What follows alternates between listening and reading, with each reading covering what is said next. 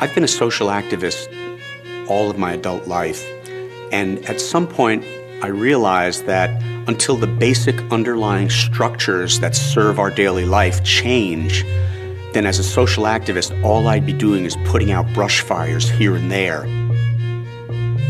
I've always wanted to change the world. I thought that would be as a lawyer, because lawyers had played such a prominent role in the ending of the Vietnam War. I became a businessman. In my world of being a social justice lawyer, being a businessman was pretty much like being the devil. So to use business as a vehicle for social change was about as radical a thing as I could do.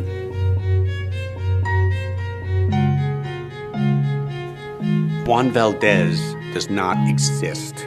Juan Valdez is a caricature made up by the Columbia Coffee Federation with some Madison Avenue people to make people feel that coffee comes from healthy, happy, strapping, strong, mustachioed Latin males. Nobody who puts anything on a coffee label really wants you to know what's going on behind it.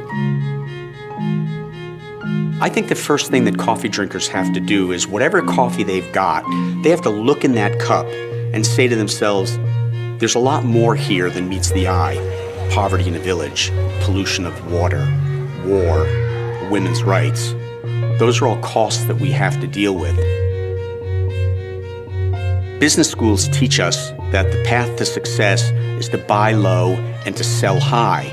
But to be involved in social justice in coffee means we need to buy high, which means we need to pay the highest prices possible. And at the other end, we want to sell as low as we can so that more consumers can participate in what we consider a socially just trade system.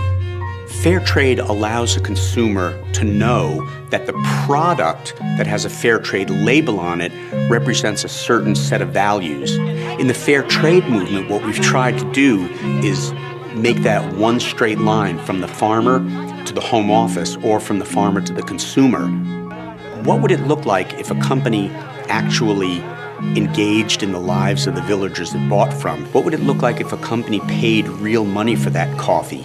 Is it possible for a company to engage in such behavior and still be profitable?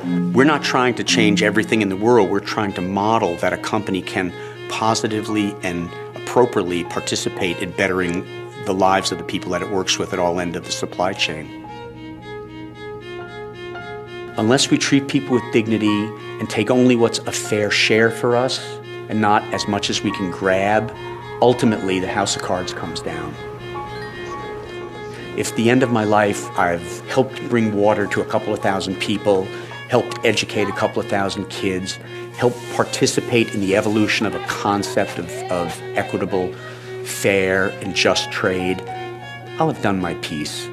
As the Indonesians say, add your light to the sum of lights. That's enough for me.